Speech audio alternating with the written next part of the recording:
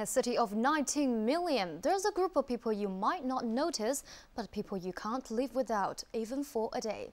They protect your property, control civil disorder, and play a key role in ensuring the security of the entire city.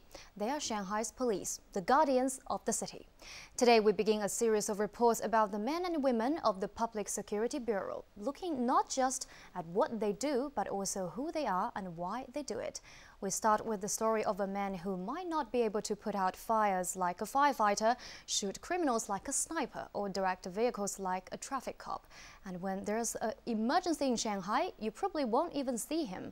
But he's one of the handful of men always watching, thinking, and making important decisions on who, when, and where to dispatch police forces. He is the General Commander of the Shanghai Public Security Bureau, the heart of Shanghai Police. You may have seen scenes like these in action movies or on the news. If they make you uncomfortable, you and almost every one of Shanghai's 90 million people can just turn off the TV set. But this man cannot. 38-year-old Zhang Liang is one of the 5 general commanders of Shanghai's Police Emergency Response Center that deals with accidents in Shanghai whenever and wherever they happen. I regard my job as the brain of the Public Security Bureau.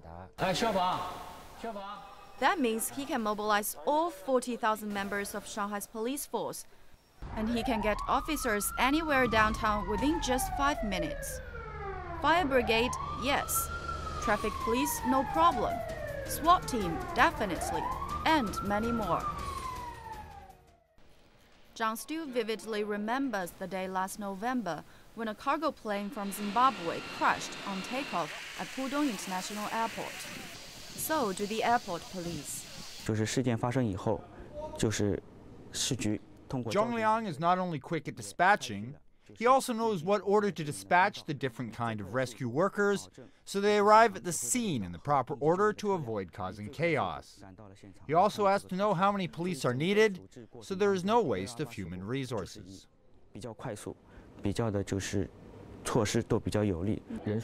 For such an urgent case, many emergency solutions should be launched at the same time. First, we had to control the fire. So I sent the fire brigade right away. And because there were casualties, I also quickly dispatched medical teams. Once the fire was controlled and the casualties were sent to the hospital, I decided to open some of the airport's emergency routes for evacuation. Because it was at the airport, we had to clear up the scene very quickly. That quick and detailed response comes from his own rich experience and a well-developed system. 6 years ago, the city had developed 60 emergency response plans to deal with various situations. Zhang says since the Emergency Response Center was set up in 2004, the number of emergency plans has risen to 100, divided into 4 categories. One covers natural disasters such as typhoon. Another deals with serious violence like a hostage-taking. Another with things like group attacks. And there's also a category for special cases like a plane crash or a mass protest. Whenever a big case occurs, we general commanders will first assess the situation and then decide which solutions to use. If there is a bank robbery, crisis negotiators, snipers, and medical teams will all be sent out to deal with the situation. There is something already in our minds. You don't have time to review emergency plans when the situation is very urgent. Zhang tells us he doesn't think he's very special, but his old teacher disagrees. Zhang Liang is very cool-headed and calm, but firm when it comes to decision-making. He's good at prioritizing while taking into account the overall situation. He knows every detailed function of each police unit, and he has managed to put together almost 1/3 of the emergency plans in the police system. Shanghai police get around 40,000 emergency calls every day. Zhang and the other general commanders get immediate word of any deadly threats or bodies and says there can be 3 or 4 of those in an 8-hour shift. And when another general commander takes over, Zhang often can't just go home and go to sleep. Beyond having to stay there on standby twice a week, he says he suffers from insomnia. He normally works 70 hours a week, twice the hours of most people.